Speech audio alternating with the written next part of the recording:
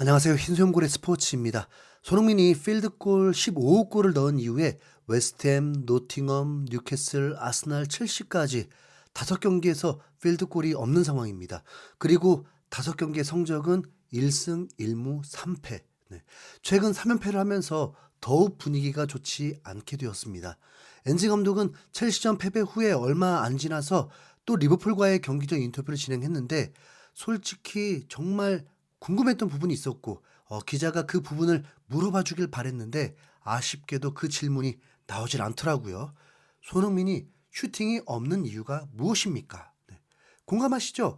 손흥민은 골 넣으라고 스트라이커 왼쪽 윙어로 기용하고 있는 건데 슈팅이 이렇게 적어서야 기록을 알면 더 충격적입니다. 웨스트햄전 슈팅이 1개, 노팅엄전 슈팅이 1개, 뉴캐슬전 슈팅이 0, 아스날전 슈팅 1개, 첼시전 슈팅 0. 토트넘이 성적이 좋지 않은 이유가 여기에 있는 거죠. 손흥민이 컨디션이 좋은 건지 아닌 건지조차 알 수 없습니다. 한 기자는 오히려 손흥민이 지쳐 보인다면서 2주 사이에 쉬게 할 수도 있냐는 질문을 했습니다.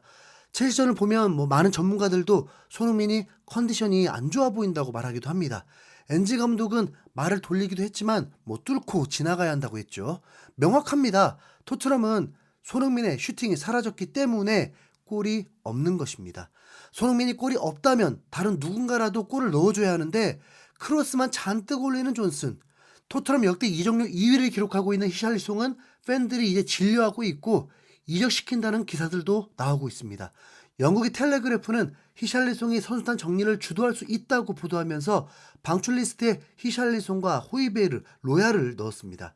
히샬리송을 신뢰했다면 방출 리스트에도 오르지 않았겠죠.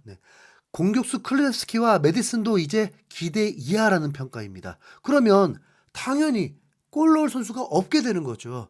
손흥민이 슈팅이 없는 것이 전술과 선수들과 호흡 문제 때문인 건지 아니면 손흥민이 지난 시즌 아프면서도 참고 시즌을 치렀듯이 어딘가 이상이 있어서 참고 있는 건지 모르겠습니다. 모두 알고 있죠. 손흥민의 슈팅이 없으면 토트넘은 어려울 거라는 것을 말이죠.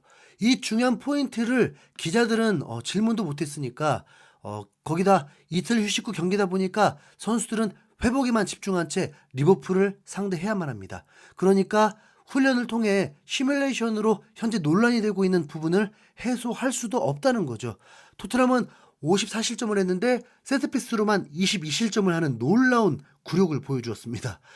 축구 통계 매체인 스코어카에 따르면 세트피스 최다 실점팀이 26실점을 한 강등권에 처한 노팅엄 포레스트, 2위가 23실점을 한 강등 확정 꼴찌인 셰필드, 그리고 그 다음이 토트넘입니다. 엔지 감독은 이미 세트피스 전문가에 대한 질문도 받았는데 본인의 스타일이 아니다라면서 세트피스 전문가가 필요 없다고 해버렸죠. 그렇다면 앞으로도 이건 선수들끼리 알아서 해결해야 할 부분이 되어버렸습니다. 우선 무리뉴의 말처럼 경기 안에서는 합법이고 뭐고 간에 승리를 위해서 얌체짓을 해야만 합니다. 축구 경기 중에는 선수들끼리 신경전부터 해서 럭비, 유도, 레슬링 비스무리한 상황들이 굉장히 많이 일어나는데 이 과정에서 토트넘은 항상 당하는 듯 보입니다. 순진해 보인다고 해야 할까요? 아스날전 때 비카리오가 당하는 장면이나 첼시전 때 VAR 주관적 판도까지 하면서 진로 방해냐 아니냐를 두고 운에 맡겨야 했던 실점의 과정에서 당하고 있다는 느낌이 팍 들게 되죠. 달리 보면 토트넘 선수들의 팀워크 문제라고 볼 수도 있습니다. 이런 긴박한 상황에서는 최대한 대화도 많이 하면서 파이팅을 줘야 하는데 수비 상황을 보면 본인 일에만 집중하고 있습니다. 손흥민이 캡틴이라고 해도 수비 상황에서는 동료들에게 좀 조언하기는 좀 애매하거든요. 우선 그때 가장 리더십을 발휘해야 하는 선수는 단연코 로메로입니다. 수비할 줄 아는 선수인데다가 가장 핵심 역할이고 토트넘 2인자잖아요. 지시도 명확하게 할 수 있습니다.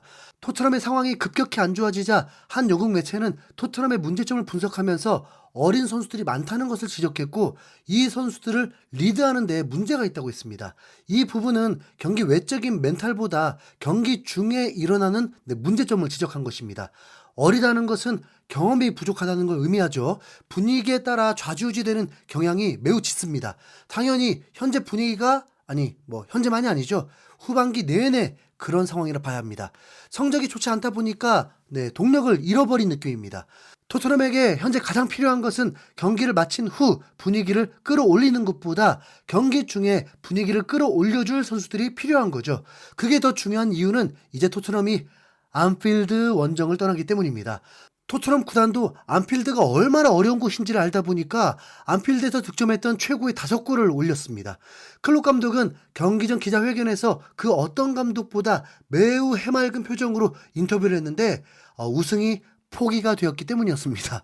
그리고 지난 시즌 5위를 하면서 챔피언스리그에 출전하지 못했기 때문인지 다음 시즌 챔피언스리그에 진출했다는 확정에 매우 기뻐했습니다. 그러니까 앞으로 남은 3경기를 패배해도 무조건 챔스에 가게 된다는 것만으로도 만족이 되는 것이죠. 이제 남은 동기부여는 본인의 리버풀 마지막 시즌이라는 것밖에 없습니다.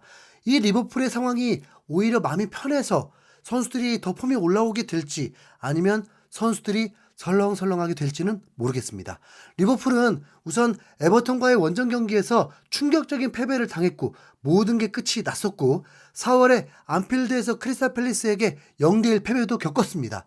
리버풀이 강한 팀인 건 맞지만 분명 많은 경기 수로 고전을 했다 보니까 정상적인 상황은 아닙니다. 특히 골 결정력에 대해서 문제가 많이 보이고 있는데 토트넘에게 그나마 더 다행인 건 반다이크가 경기 출전이 힘든 것으로 보입니다. 클롭 감독도 부분 훈련에 참석했다고만 얘기했다 보니 최소한 컨디션이 좋지 않은 것은 확실합니다. 그렇다면 이제 토트넘이 바라는 건 딱 하나죠. 네. 제발 리버풀만이라도 리버풀답게 경기해주는 것인데 당연히 클롭 감독이 경기 결과에 집착할 상황이 아니다 보니까 토트넘이 지금까지 고구마 먹는 듯한 경기력이 아닌 시원시원한 플레이가 나올 수 있을 것입니다.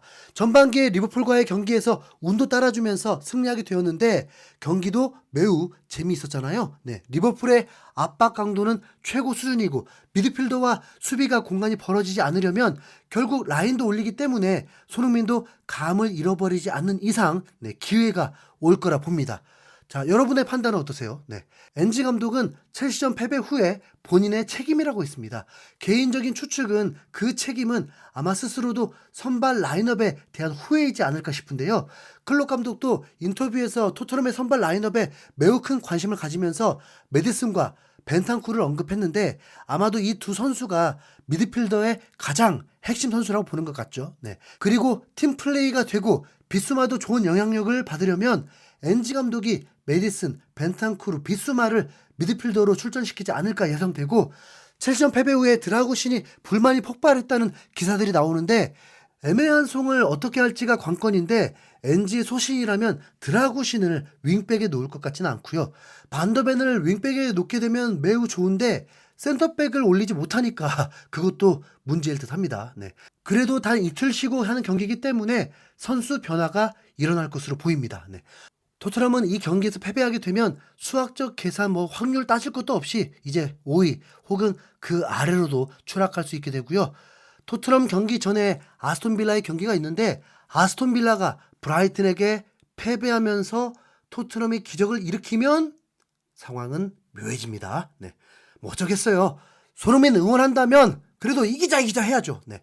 일요일에서 월요일 넘어가는 0시 30분 경기입니다. 힘있는 고래 목소리 들려줄 수 있길 기대하면서 이상 영상 마치겠습니다. 감사합니다.